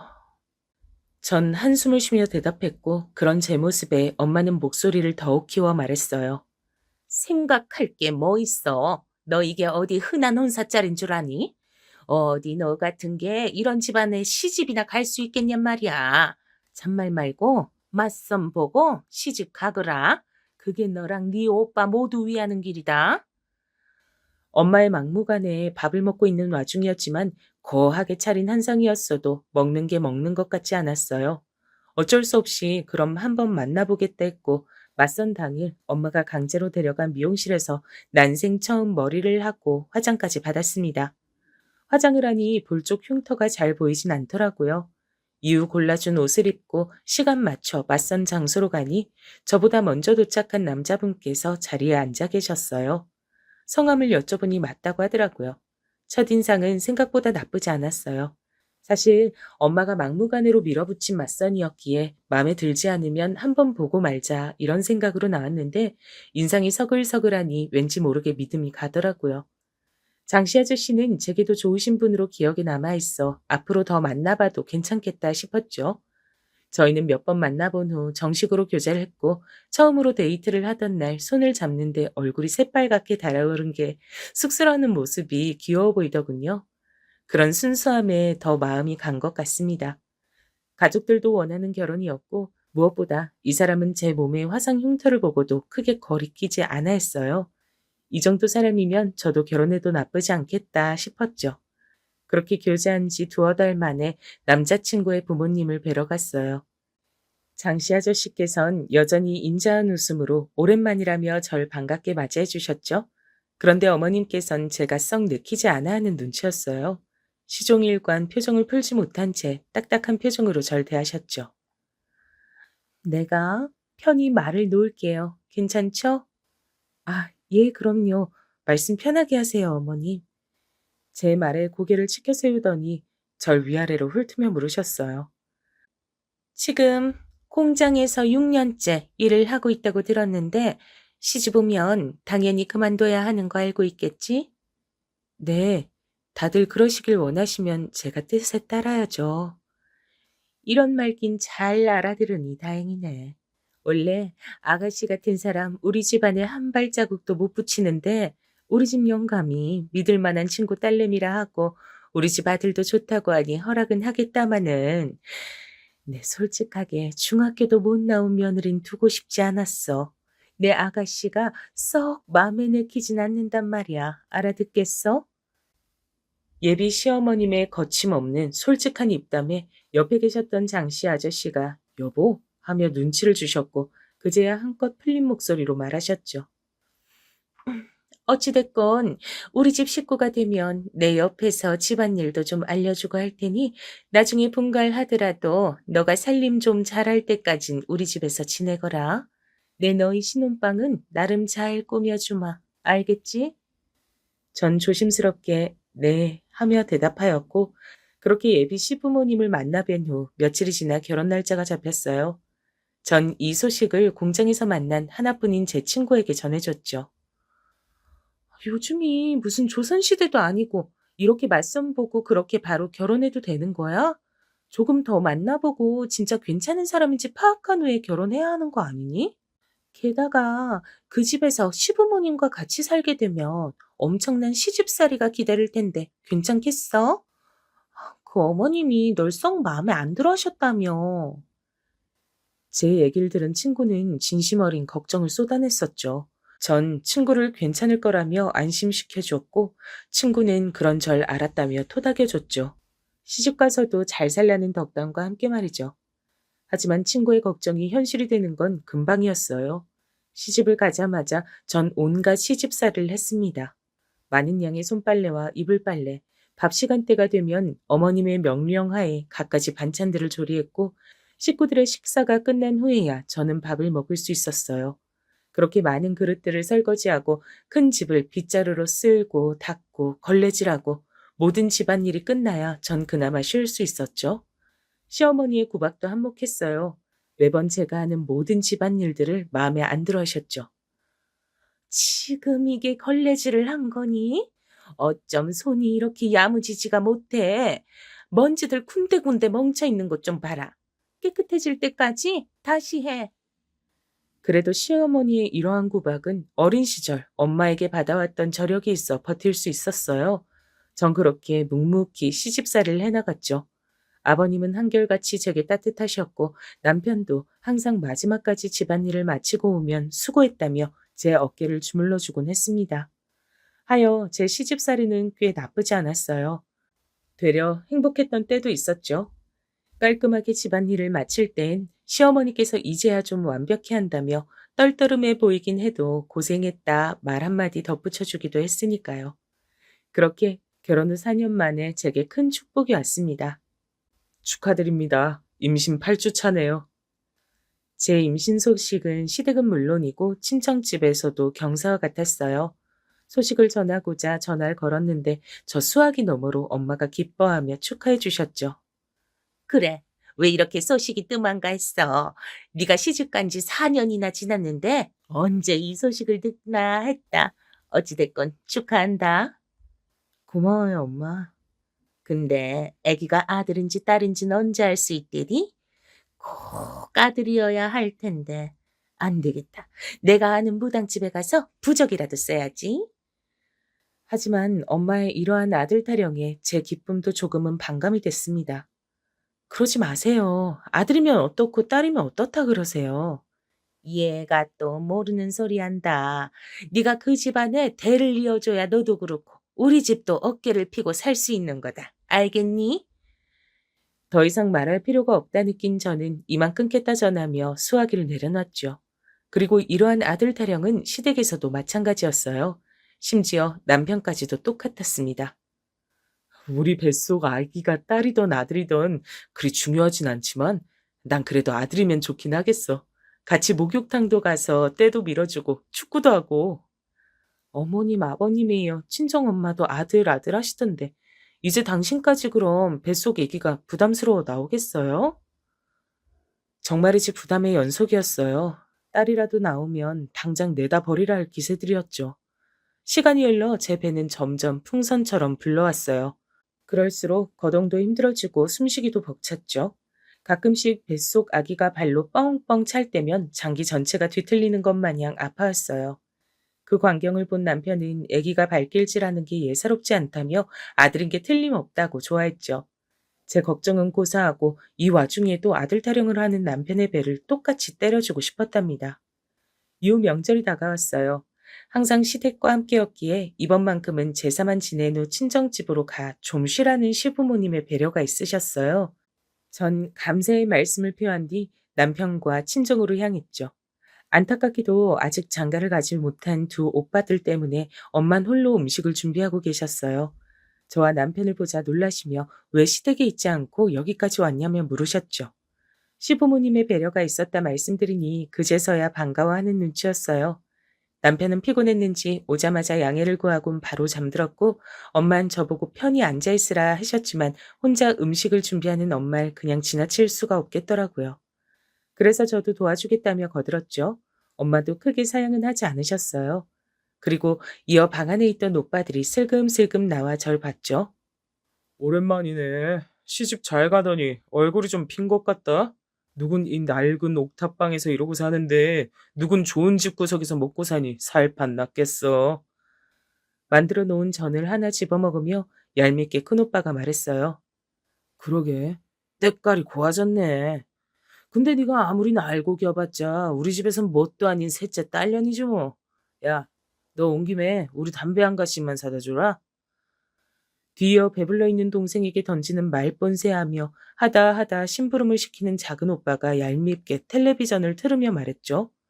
엄마는 그 광경을 옆에서 지켜보면서 아무 말씀도 없으셨어요.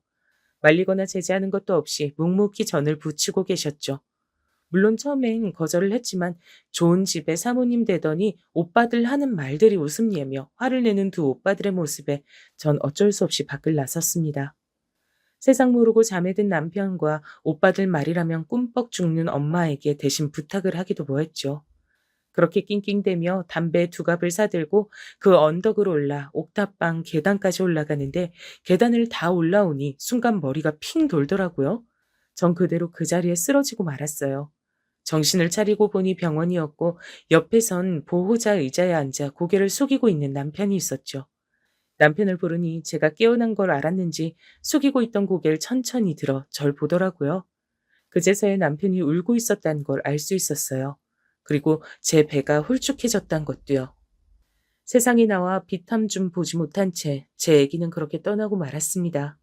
몇 날 며칠을 울었는지 모르겠어요. 온몸이 팅팅 부을 정도로 오열을 하다 보니 화상 흉터들이 쑤시는 것 같더라고요. 괜히 제게 심부름을 시킨 오빠들이 미웠고 그걸 옆에서 보면서도 말리지 않고 조용히 있던 엄마도 미웠습니다. 그렇게 떠나게 한 제 아기에게 너무 미안하고 그 상황이 절망적이었어요. 그리고 절 더욱 냉혹하게 만든 현실은 아직 몸조리조차 끝나지 못한 제게 뺨을 때리며 욕설을 퍼붓는 시어머니와 그 광경을 지켜보고도 말리지 않는 시아버님과 남편이었죠. 임신 이후 저를 따뜻하게 대해주던 시댁 식구들은 한순간에 절 차갑게 대하기 시작했어요. 하루하루 제 삶은 나락으로 떨어지는 것 같았죠. 이후 트라우마라도 생긴 건지 더 이상 아이를 가질 마음의 준비가 들지 않더라고요.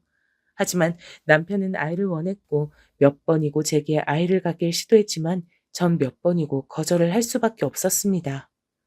시간은 빠르게 흘렀지만 식구들의 냉대는 똑같았습니다. 아가, 국이 좀 짜구나. 간을 다시 해야겠어. 요즘 따라 음식간이 하나도 안 맞다. 신경 좀 써라. 평생 반찬 타박 없으셨던 아버님은 이후 간이 안 맞는다며 핀잔하게 일쑤셨고 예, 다림질을 할 거면 제대로 좀 해야지. 여기 아직 주름진 거 안 보이니? 어쩜 잘하는 게 하나 없어. 모든 집안일을 따라다니며 잔소리하고 구박하는 시어머님이었죠. 여보, 이제 들어와요? 오늘도 늦었네. 그리고 무엇보다 남편이 점점 집을 늦게 들어오기 시작하더라고요. 제 말에도 별다른 대답 없이 화장실로 간 남편은 씻고 오더니 저에게 등을 돌려 잠을 청했죠. 점점 늦어지는 횟수가 늘어나고 이젠 외박까지 하기 시작했어요. 남편을 기다리며 전 뜬 눈으로 밤을 새기도 했답니다. 다음날 아침이 돼서 뒤늦게 남편이 들어왔어요. 당신 어디 있다 이제 오는 거야? 하루가 멀다 하고 늦게 들어오고 이젠 외박까지 해? 같이 일하시는 아버님은 퇴근 시간 맞춰 오셔서 저녁도 드시고 하는데 당신 혹시 여자 생겼어?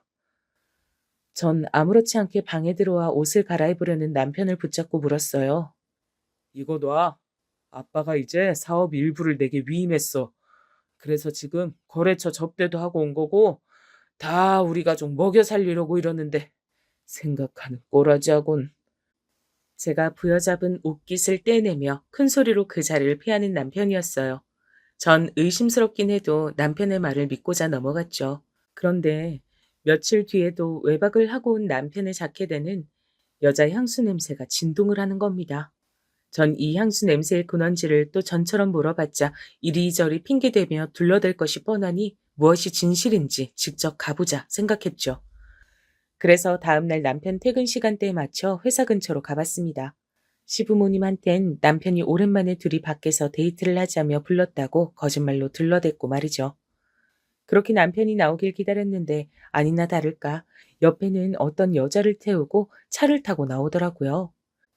회사는 아버님의 사업체였기에 집과 거리가 가까워 평소에 남편은 그냥 걸어 다녔고 특별히 거래처와 접대를 해야 하는 상황이 올 때만 차를 타고 나갔었습니다.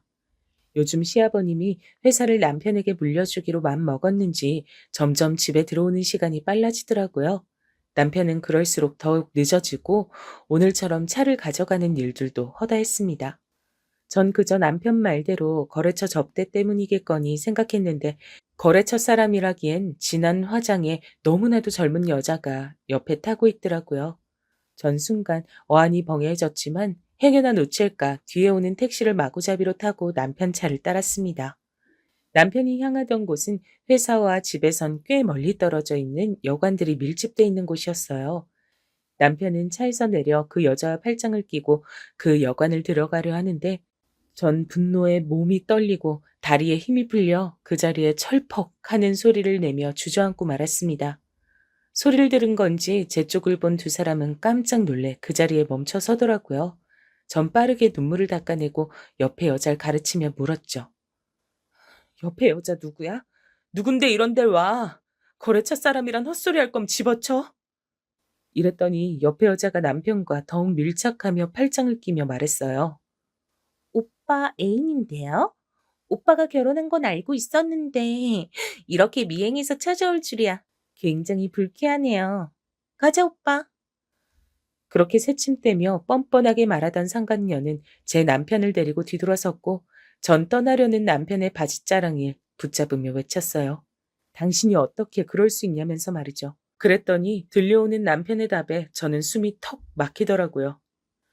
뱃속에 애 하나 간수 못하고 트라우마를 합시고 맨날 방구석에서 질질 짜는 주제에 그나마 집구석에서 편히 먹고 살게 하는 것만으로 감사히 여길 것이지 여기가 어디라고 따라와. 그러더니 제 손을 잡아떼며 그 여자를 데리고 기어이 제가 보는 앞에서 여관에 들어가더라고요. 그 여잔 들어가면서 잠시 제 쪽으로 고개를 돌리더니 절 보며 입꼬리를 쓱 올리고요. 꼭 비웃는 것 같아 보였어요. 전 그 자리에서 그대로 주저앉은 채 하염없이 눈물을 쏟았습니다. 그 길로 도저히 시댁이가 남편의 부모 얼굴을 마주할 자신이 없어 전 하나뿐인 제 친구에게 전화를 걸었죠. 당시엔 지금처럼 휴대전화가 없었기에 길가에 놓인 공중전화를 이용했습니다. 몇 번의 신호 끝에 친구가 전화를 받았고 전 지금까지의 사정을 모두 말했죠. 친구가 저보다 더욱 길길이 날뛰며 당장 자기 집으로 오라고 하더라고요. 친구도 20살이 됐을 때 저처럼 공장을 나와 버스 안내와 전단지 알바 등 여러 일을 하며 검정고시를 준비했어요. 아팠던 동생들이 지금은 많이 나아져 더 이상 본인이 돌보지 않아도 된다면서 말이죠. 자기가 하고 싶은 것을 드디어 해나가는 친구가 한편으론 부럽더라고요. 그렇게 찾아간 친구네 집은 대식구였습니다. 이제 고등학교 졸업을 앞둔 수험생 둘째 동생과 갓 고등학교에 올라간 쌍둥이 셋째, 넷째 동생, 그리고 15 사춘기 막내 동생까지 넓지 않은 집안이 북적북적했어요. 친구의 부모님은 저를 따뜻한 미소로 반갑게 맞이해줬습니다. 저녁을 먹지 못한 제게 따뜻한 밥상도 가져다 주셨죠. 전 처음으로 느껴보는 엄마의 정이 가득 담긴 따스한 밥상에 그만 울컥 눈물을 쏟으며 감사히 먹겠다 인사를 전하곤 밥술을 떴죠. 그런 제 모습에도 친구네 어머님은 체하지 않게 천천히 먹으라며 따뜻한 보리차를 건네주셨어요. 전 다시 한번 감사하다며 고개를 끄덕이고 마저 식사를 마쳤습니다.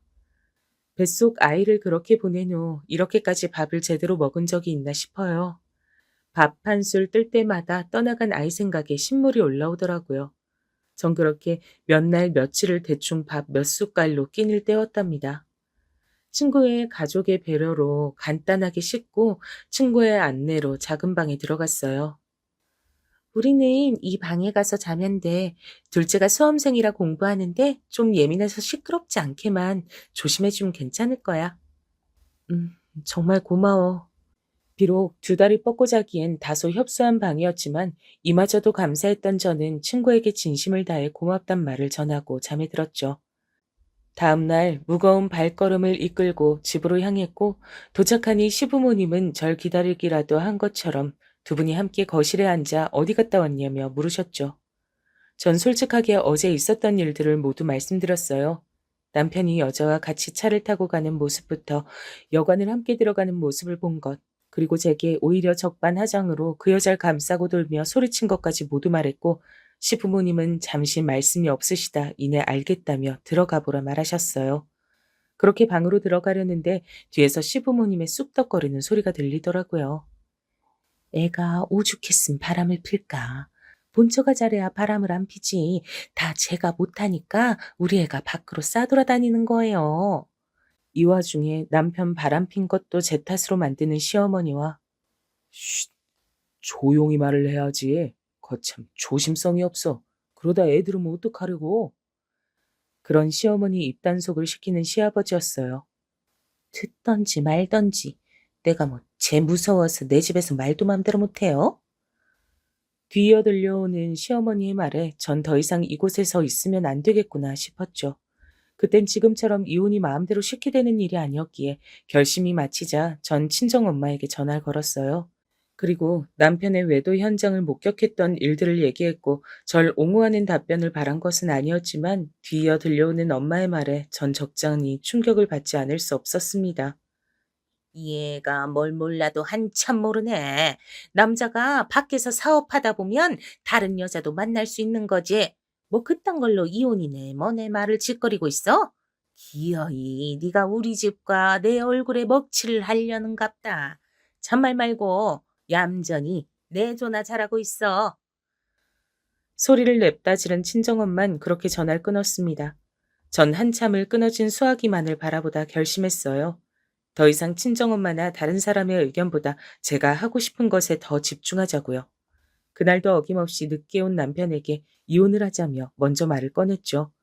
제 말을 들은 남편은 처음엔 조금 당황하나 싶더니 곧 비웃으며 묻더라고요. 당신이 나가면 혼자 뭐 어떻게 살려고? 이혼한다면 장모님은 당신 절대 받아줄 것 같진 않고 뭐 하나 있는 그 가난한 집 친구한테 빌붙기라도 할 건가? 남편의 말이 영 틀린 만도 아니었기에 전 그저 남편을 노려보며 입을 다물었어요. 그랬더니 남편이 제가 원한다면 시부모님께 대신 말을 전해보겠다며 방을 나섰습니다. 제가 말릴 새도 없이 시부모님 방으로 들어간 남편을 전 뒤에서 그저 발만 동동 구르며 지켜보고 있었죠. 남편이 뭐라 뭐라 하는 것 같더니 시어머님은 어이가 없는지 본인 가슴을 주먹으로 치고 계셨고 시아버님은 문틈 사이로 그 광경을 바라보던 절 눈치채셨는지 제 쪽을 바라보시더니 나와 말씀하셨어요. 잠깐 나가서 얘기 좀 할까? 전 시아버님의 말에 고개를 끄덕이며 겉옷을 걸친 뒤 나왔습니다. 집 앞을 천천히 걷는데 옆에 나란히 걷던 시아버님이 제게 물으셨죠. 너희 아빠와 내가 어떻게 친구가 됐는지 말해줄까? 절 바라보며 물으시는 아버님에게 전 말없이 고개를 끄덕였어요. 너희 아빠와 난 군대에서 만났었지. 너희 아빠가 내 생명의 은인이었다. 6.25 전쟁할 때 우린 함께 참전했고 날아오는 총을 내 대신에 너희 아빠가 맞았었지. 넌 잘 몰랐겠지만 발 쪽에 총알을 빼낸 흉터가 있었을 거다. 난 항상 빚을 지며 살고 있다 생각했어. 그런데 너희 집이 그렇게 화재로 다 타버리고 내 친구마저 그렇게 떠나버리고 나니 내 이 남은 은혜를 어찌 갚아야 하나 고민이 참 많았지. 그러다 나이가 다 차도록 제대로 된 여자 하나 데리고 오지 못하는 내 아들 녀석과 참 똘망똘망하니 귀여웠던 네가 생각나더라. 마침 너도 20살이 됐다 하고 내 아들과 너가 함께 있는 모습 보고 있자니 그보다 더 흡족한 게 없었어. 둘이 결실을 맺고 행복한 가정을 이룬다면 내 그걸로 신세를 다 갚겠구나 싶었지. 그래서 네 오빠도 사돈과 얘기를 한 끝에 내가 결혼하면 취직시켜주겠다 조건을 건 거야. 근데 뱃속 아이를 그렇게 허망하게 보내는 네 모습 보자니 가슴이 답답한 게 네 탓이 아닌 걸 알면서도 괜히 미워지더구나. 그래서 그동안은 내가 심술이 좀 나 있었던 것 같다. 그건 내 사과하마. 그리고 저 아들 녀석 일은 내가 면목이 없다. 원한다면 이혼도 해. 근데 날 보고 조금만 더 이 결혼 생활 유지해보면 안 될까? 저 아들놈한텐 내가 따끔하게 말해놓을 테니 말이다. 이 늙은 시애비 부탁이다. 처음 듣는 아버지의 과거 얘기 때문인지 아버님의 진심 어린 사과와 부탁 때문인지 얘기를 듣는 내내 가슴이 뭉클하더라고요. 그래서 전 아버님을 믿어보고 이 결혼 생활을 유지하기로 했어요. 그 뒤로 남편은 아버님께 어떻게 말을 들은 건지 조금은 변화된 모습을 보여주더라고요. 저한테도 이제 그때와 같은 일 없을 거라며 사과하더니 전처럼 외박을 하지도 않고 늦게 들어오는 날보단 정시에 들어오는 날이 점점 많아져 갔어요. 하지만 한번 틀어진 남편과 제 사이는 다시 좁혀지질 않았습니다. 저도 쉽게 먼저 다가가는 스타일은 아니었기에 저희는 다시 더 이상 나아지진 못했죠. 그냥 명목상 부부인 것처럼 보여지는 행실에만 충실한 채 살았어요. 그러다 시간이 흘러 갑작스레 친구에게 만나자는 연락이 왔죠. 친구는 밤낮으로 일하고 공부하며 쉼없이 달려온 끝에 검정고시에 합격해 고등학교 졸업장을 취득했고 여러 알바는 이제 접고 백화점에서 엘리베이터 걸로 일하고 있었어요. 전 친구의 부름에 친구가 일하는 백화점으로 갔습니다. 그런데 회사에서 일을 하고 있어야 할 남편이 그곳에 있더라고요. 전 반갑게 남편을 부르려는 순간 옆에 여자와 나란히 있다는 걸 알아챘어요. 그리고 그 여자가 전에 제가 봤던 그 여자와 같은 사람이라는 것도 알 수 있었죠. 그 여자에게 화장품을 선물해 주는 것 같았습니다. 연애 때 이후로 생일에도 선물 하나 제대로 못 받아본 저로서는 어이가 없어 실수만 나오더라고요. 개벌은 남 못 준다고 남편의 그 무섭다는 늦바람은 절 속여가며 계속 이어가는 중이었습니다. 지금까지 절 기만했다는 배신감에 치가 떨렸고 더 이상은 상종하고 싶지 않단 생각이 들더라고요. 그래서 그 두 사람을 뒤로한 채 백화점을 벗어나려는데 뒤늦게 나타난 친구가 절 붙잡으며 말했어요. 저 여자 너가 말한 네 남편이랑 바람난 여자 맞지? 너가 피할 게 뭐 있어. 잘못은 쟤들이 했는데. 똥이 무서워서 피하나 더러워서 피하지. 그건 맞지만 그럼 너 계속 저런 인간이랑 살 거야? 그러지 말고 그 집에서 나와. 사람들이 아무리 이혼녀라며 손가락질해도 저런 뻔뻔한 사람이랑 어떻게 사니? 그리고 친구는 솔깃한 제안을 하나 했어요. 동생들도 다 잘 자랐고 이제 독립하려 하니 자기와 함께 살자는 제안이었죠. 제 친구는 외모도 반반하니 남자들이 많이 따랐지만 제가 옆에서 이런 안 좋은 모습만 보여서 그런지 결혼 생각이 없다 하더라고요. 전 그런 자유로운 인생을 사는 친구가 참 부러웠습니다. 일단 친구에겐 좋은 쪽으로 생각해 보겠다고 말하며 집으로 갔죠. 이후 퇴근 시간대쯤에 남편이 들어왔어요. 제가 백화점에서 그 여자와 함께 있었다는 걸 봤다는 걸 모르는 남편은 뻔뻔한 얼굴로 저녁상을 차리라 하더라고요. 전 당장이라도 주걱으로 남편의 볼을 치고 싶었지만 애써 참으며 식탁 위에 밥상을 차린 뒤 남편을 불렀고 옷을 간단히 갈아입은 남편은 여느 때처럼 잘 먹겠다는 말 한마디 없이 식사를 시작했죠. 저는 그런 남편을 바라보다 맞은편 의자에 앉았고 남편은 잠시 저를 보는 듯 했으나 마저 식사를 이어갔습니다. 제가 입을 떼기 직전까진 말이죠. 나 당신 백화점에서 봤어. 그때 그 여자랑 아직 만나고 있는 것 같더라. 근데 저녁은 꼭 집에 와서 먹네? 왜? 혹시 또 잘못해서 아버님한테 사업체라도 뺏길까 그거 두려운 건가? 나름 침착하게 말하려 했는데 목소리가 떨리게 나오는 건 어쩔 수가 없더라고요. 제 말을 들은 남편은 먹던 식사를 멈추곤 저를 보며 말했어요. 아까 백화점에 있었구나. 이미 걸린 마당에 너한테 더 숨길 이유도 없겠다.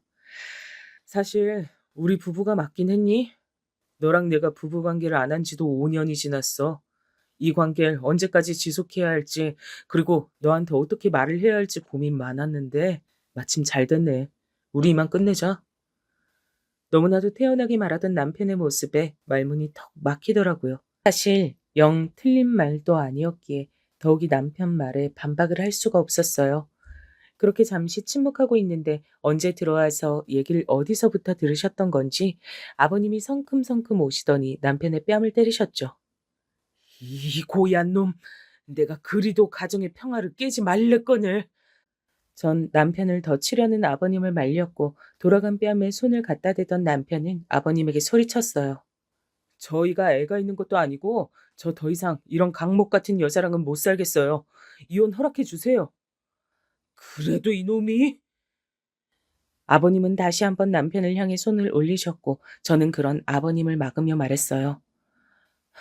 저도 이제 관계 정리하고 싶습니다, 아버님. 지금껏 저희 아버지 몫까지 저를 예뻐해 주신 건 정말 감사드리지만 이제 정말 그만하고 싶어요. 아버님은 제 말을 듣더니 올리던 손을 내리며 숨을 고르시곤 방으로 들어가시며 절 부르셨어요. 아버님을 따라 안방으로 들어갔고 이윽고 제게 통장을 하나 건네주셨습니다. 위자료라 생각해라. 자식 잘못 키운 내 탓이 크다. 아버님이 건네준 통장엔 꽤나 큰 금액이 들어있었어요. 전 부담스럽다며 괜찮다 사용했지만 제가 받아야지 두 다리 뻗고 편히 쉴 것 같단 아버님의 말에 눈물을 글썽이며 감사의 살 전했고 그 길로 전 짐을 싸고 나와 친구네 집으로 향했습니다.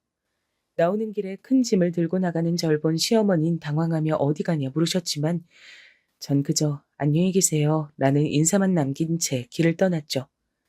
작은 친구네 집에 오래 신세를 질 수가 없었기에 친구와 저는 곧바로 작은 방 하나를 얻었고 남편과의 이혼 절차를 하나씩 밟아갔어요. 뒤늦게 이 소식을 들은 엄만 노발대발하며 제게 소리쳤죠. 기어이 네가 내 얼굴에 먹칠을 하는구나.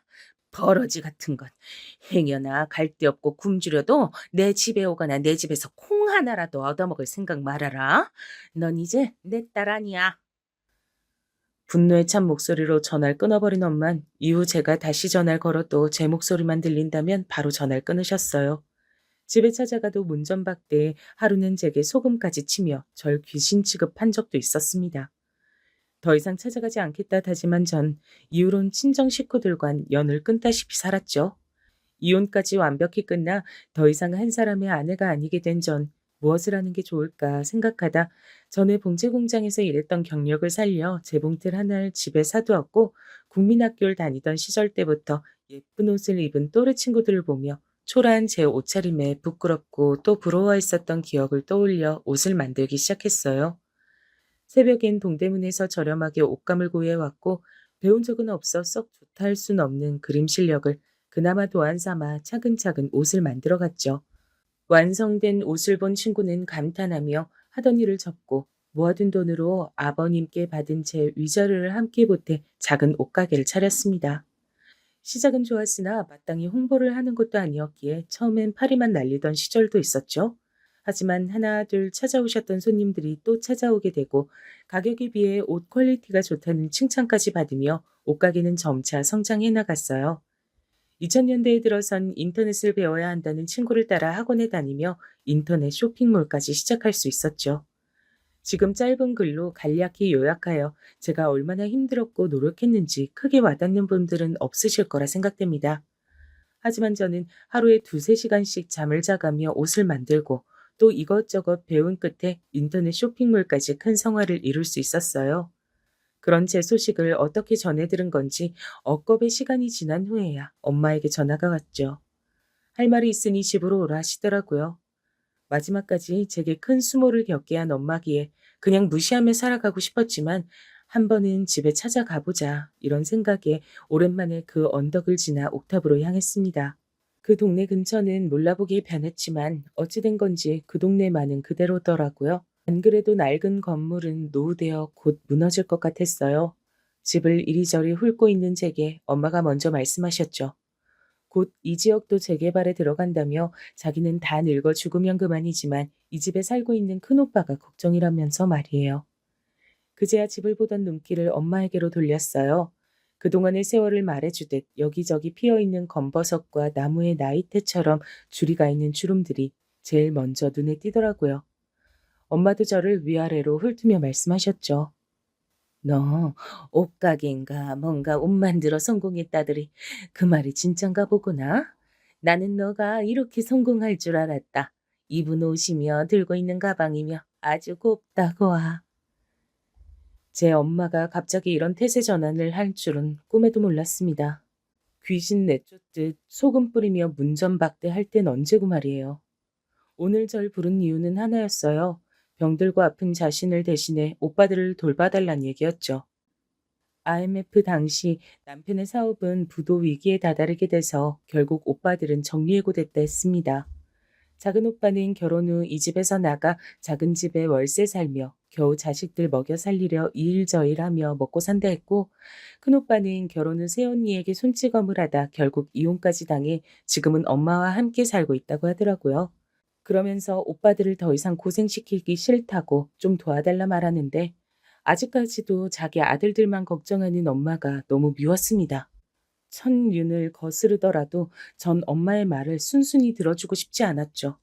일단은 알겠다며 엄마에겐 안심을 시킨 뒤 그럼 나와 함께 여행 한번 다녀오자 말했어요. 그랬더니 아이 마냥 좋아하더라고요. 그렇게 전 큰 계획을 세워두고 엄마와 함께 섬으로 여행을 떠났죠. 배를 타고 들어가는 동안에도 오빠들도 함께 왔으면 좋았을 거라며 아들 생각뿐인 엄마를 보며 제가 하고자 하는 일에 죄책감을 덜어냈어요. 도착한 곳에선 모래사장도 거닐고 소문난 맛집 명수에서 바다도 보며 밥을 먹은 뒤 날이 어두워질 때쯤 미리 입소 비용을 지불해둔 요양원으로 엄마를 데려다 놨죠. 여긴 어디냐며 당황해하는 엄마에게 오빠들한테 말해뒀으니 오빠들이 정말로 엄마를 생각한다면 데리러 올 거라고 말하곤 전 그곳을 빠져나왔어요. 제 뒷모습을 보며 이름을 애타게 부르는 엄마를 애써 외면한 채 전 오빠들에게 문자를 보냈죠. 엄마가 있는 요양원과 함께 이곳에 엄마를 버려두고 왔으니 찾아가든지 말든지 알아서 하란 내용이었어요. 이후로 전 연락처를 모두 바꾸고 거주지도 숨긴 채 엄마와 오빠들과는 절연한 상태입니다.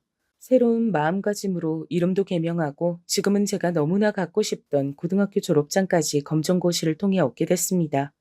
다 늙어 준비하는 시험에 얼마나 고생했는지 몰라요. 그리고 친구는 좋다고 따라다니는 남자들 다 거절하더니 결국 좋은 사람 만나 결혼하고 예쁜 아들, 딸과 함께 행복하게 살고 있어요. 그리고 저는 일과 연애하며 바쁘게 살고 있죠. 사업체가 꽤 커져 사무실을 좀 큰 곳으로 옮겼고, 이제는 직접 재봉을 하지 않고 그려놓은 스케치를 공장에 맡겨 대량 생산하고 있습니다. 가끔 친구네 가정을 보며 외로운 마음도 들고 부럽기도 하지만 지금은 이웃도 도와가고 어려운 일이 있을 땐 기부도 하며 제 삶을 누구보다 만족하며 살아가고 있어 행복하다 말할 수 있겠네요. 어떤 분들은 제 얘기를 들으며 아무리 그래도 엄마한테 너무 심했다며 손가락질하는 분들도 계시리라 생각되네요. 하지만 전 그날 일을 후회하지 않아요. 지금까지 딸이라며 차별받고 천대받던 세월에 해준 것들을 생각하면 엄마를 버리고 온 뒤에야 비로소 저만을 오롯이 보며 살아갈 수 있었고 제 인생이 더 아름다워졌다 느끼거든요. 참 탈도 많고 말도 많던 제 파란만장한 삶의 긴 얘기 들어주셔서 감사합니다.